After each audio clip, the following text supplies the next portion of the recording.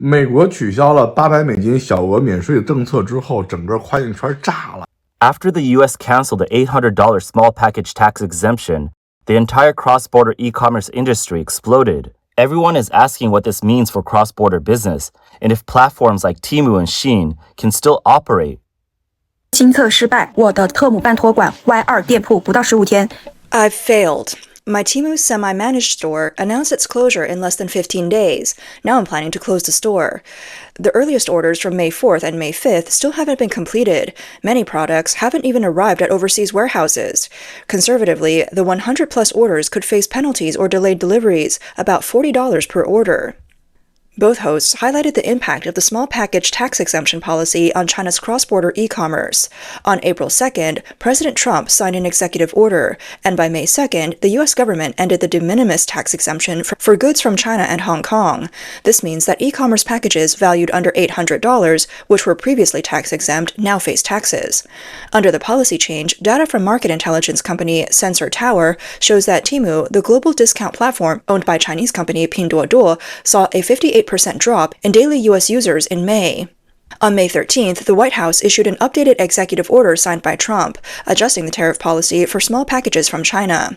As of May 14th, the tariff rate for small packages from China, Hong Kong, and Macau was reduced from 120% to 54%. The small package tax exemption, also known as de minimis, was originally introduced to boost international trade, but its convenience also facilitated the smuggling of fentanyl from China, and led to a surge in cheap Chinese imports like clothing, toys, and furniture through platforms like Temu and Shein. As a result, the policy became a target for bipartisan criticism in the U.S. For years, Temu and Shein have used the exemption to ship products directly from Chinese suppliers to U.S. consumers, thereby maintaining low prices. Data from Bain & Company shows that since Trump imposed trade tariffs, sales and customer growth for Temu and Shein have significantly slowed, with Temu experiencing a sharper decline than Shein. In a May report, Morgan Stanley analyst Simeon Gutman reported that after the end of the exemption, Temu's user engagement has dropped sharply. While the tariff situation is still unclear, if it persists, Temu's competitive advantage will continue to weaken. On May 27th, Pinduoduo released its first quarter financial report, showing a 47% drop in profit and a 43% increase in marketing expenses.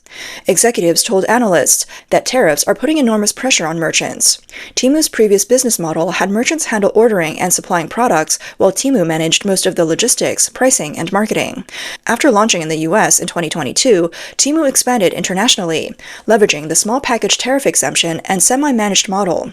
The low-price strategy helped Temu rise quickly, sparking a boom in cross-border e-commerce. To adapt to the tariff changes, Temu announced in early May that it would stop selling direct-to-U.S. products from China, essentially halting its fully managed model. According to HSBC Global Research, the fully managed model accounted for about 70% of Temu's American gross merchandise volume. At the same time, Temu pushed merchants to switch to a semi-managed model, launching the semi-managed Y2 mode in April. In the past, merchants in the semi-managed model were responsible for stocking products in overseas warehouses and managing the entire logistics process. The Y2 model allows merchants to ship directly from China to the U.S., with sellers handling the first leg of logistics, including customs clearance. Temu then handles the final delivery, with an overall fulfillment time of around 14 business days. 总结分享一下我的经验教训，就是一是不可控的因素非常的多。To summarize my experience, the uncontrollable factors are many. First, we don't have control over pricing. Our traffic depends on our declared price and promotional strategy, which inevitably compresses our profit margins. We also have to compete with merchants who already have stock in overseas warehouses under the older semi-managed model, so we don't have a significant pricing advantage. This model is heavily dependent on third parties, your freight forwarder, your overseas warehouse, and your final logistics provider. The host mentions that due to tariff issues, she cannot make money under Temu's semi-managed Y2 model, with logistics being a major challenge. The platform promises a 15 business day delivery time, but in practice, it's difficult to meet. From when the goods leave the warehouse to when they're handed over to a freight forwarder and then delivered to an overseas warehouse or directly shipped abroad, each stage takes at least 2 days. The fulfillment time and subsequent penalties under this model will be a significant problem. In addition to slower logistics, the U.S. tariff policy has also led to a decrease in Temu and Shein's advertising spending on platforms like Google and Facebook. Market research firm Sensor Tower estimates that between the end of March and mid-April, Temu's ad spending on U.S. users across platforms like Facebook, Instagram, TikTok, Snap, X, and YouTube dropped by 31%, compared to a previous 30-day average. Similarly, Shein's ad spending during the same period fell by about 19%.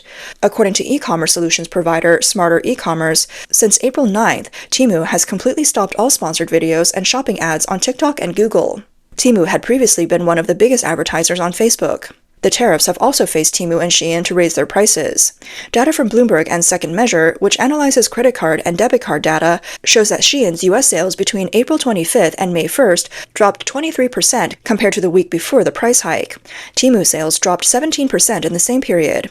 Both e-commerce platforms saw declines in sales, contrasting sharply with the surge in March and early April when consumers stockpiled everything from kitchenware to clothing in anticipation of upcoming price increases.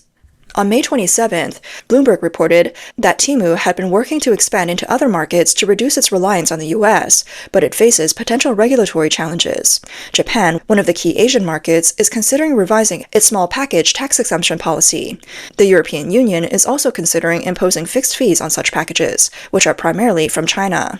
随着Shein和 Temu 进一步拓展日本市场 As Shein and Temu continue to expand in Japan is now considering taxing small packages. I said before that their chance of success in Japan are low.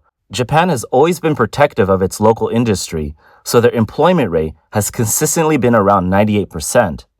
哎呀，兄弟们，太难了，太难了！昨天5月21号 It's tough for the guys, really tough. On May 21st, the EU officially canceled the €150 small package import tax exemption. Not only did they cancel it, but they are also adding fees. Consumers will now be charged €2 or 50 cents per item for direct mail shipments. Now France, the UK, and Japan have all expressed interest in removing the small package exemption. What are we supposed to do now? On May 20th, the European Commission submitted a proposal to introduce a €2 fee on every small package entering the European market, aiming to curb the influx of cheap goods from Chinese platforms like Temu and Shein. The proposal is viewed as part of the EU's broader effort to strengthen customs control, protect local industries, and ensure consumer safety. Data shows that 4.6 billion low-cost packages are expected to enter the EU in 2024, with 91% coming from China, meaning 145 Chinese packages enter Europe every second, all enjoying tariff exemptions. As for Japan, the Ministry of Finance is considering adjusting its tax exemption policy for small imports, potentially introducing a sales tax on these goods. According to a May 20th report by Yomiuri Shimbun, Japan's government is looking to follow the U.S. example by modifying the exemption policy for small packages valued under 10,000 yen. This move is seen as targeting platforms like Temu and Shein. Currently, Japan exempts tariffs and consumption tax for small packages valued under 10,000 yen. If the exemption is removed, packages from Chinese platforms like Shein and Temu could be subject to a sales tax of 10%.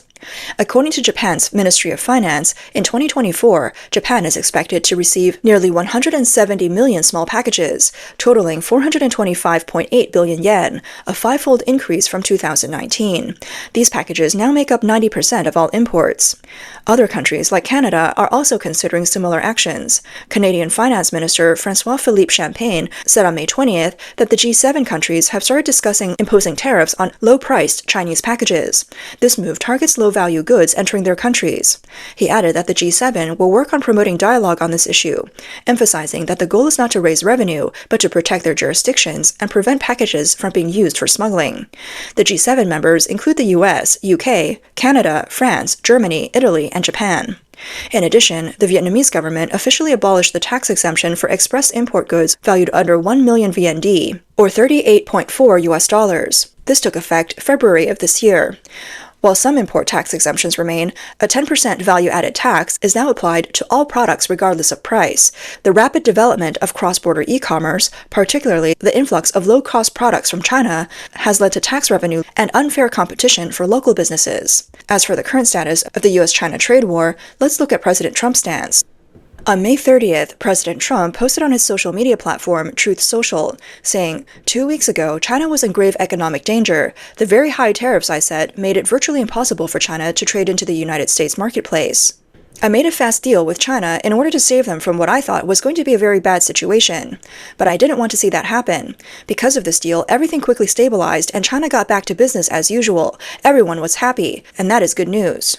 The bad news is that China, perhaps not surprisingly to some, has totally violated its agreement with us. So much for being Mr. Nice Guy. When asked by the media about China's violation of the trade agreement, Trump said that China had violated a large part of the agreement, but did not provide specifics on what Beijing had breached. He mentioned that he hoped to talk with President Xi Jinping to resolve the issue. U.S. Treasury Secretary Scott Bessent commented on June 1st, saying that Beijing has withheld rare earths it had previously agreed to release. Whether this is due to systemic issues or intentional actions will become clear after President Trump and Xi Jinping talk. Bessent also said that a Trump-Xi phone call is likely to be arranged soon. Regarding progress on talks between U.S. and Chinese commerce ministers, he noted that once the two leaders have spoken, everything will proceed from there. Political analyst Wu Jialong analyzed that Trump mentioned wanting to call Xi Jinping during his first term, even expressing interest in visiting China within the first 100 days. Now that the 100 days have passed, Trump bringing up the issue of speaking with Xi is essentially testing whether Xi still holds decision-making power. If Xi still holds power, he can make decisions unilaterally. If Xi no longer has control, it indicates that internal changes within the CCP have occurred. The U.S. is trying to pressure China to reveal its internal dynamics. If Xi Jinping has lost power or is preparing to step down, the U.S. needs to verify this intelligence. Trump's desire to speak with Xi is essentially testing this point and pressuring the CCP to reveal its position. On June 3rd, U.S. Treasury Secretary Scott Bessent joined the U.S.-Swiss Foundation Leadership Summit in Zurich. Via video conference, he stated, "China has a choice to make, be a reliable partner to the global community or deal with the consequences." When discussing the Chinese economy, Bessent highlighted the real estate issues in China. He also noted that exporting deflation and surplus products to other parts of the world is not a sustainable way to stabilize China's economy. The way to stabilize the economy is through a degree of fiscal stimulus, halting overproduction, and laying a solid foundation for a consumer-driven economy. Bessent further stated that President Trump wants the U.S. to become a more manufacturing-oriented economy. He mentioned that the U.S. is working to remain a destination for both domestic and foreign investment by cutting taxes, rebalancing trade, and easing regulations.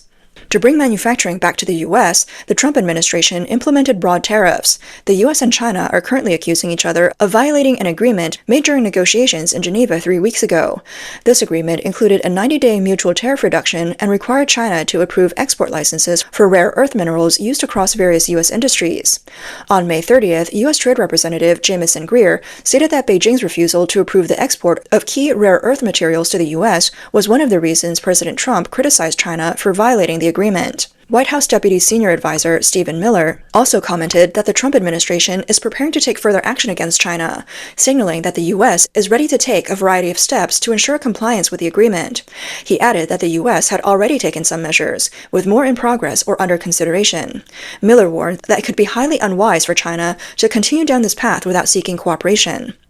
Commentator Wang He noted that Miller's remarks clearly expressed the Trump administration's stance. If China fails to honor the agreement, not only will U.S.-China trade relations remain unbalanced, but China will also damage ongoing trade negotiations between the U.S. and several other economic powers. Therefore, the Trump administration has no room for compromise with China. From this perspective, China's delaying tactics will no longer be effective. China faces a major decision: either fulfill the temporary U.S.-China agreement, cancel non-tariff measures, ensure a stable supply of key minerals, including rare earths, and actively seek a broader trade deal with the U.S. within 90 days, or continue the tariff war after the suspension period ends. The Trump administration aims to pressure China into fulfilling the temporary agreement. If China resists, the U.S. is well prepared and not afraid of a renewed tariff battle. We mentioned earlier that the cancellation of the de minimis exemption is a minor part of the tariff war. If China pushes Trump too far, he may abandon his good guy approach. With heavy tariffs, China's fragile economy might not withstand the pressure. The future outlook for China's economy could be even worse than uncertain.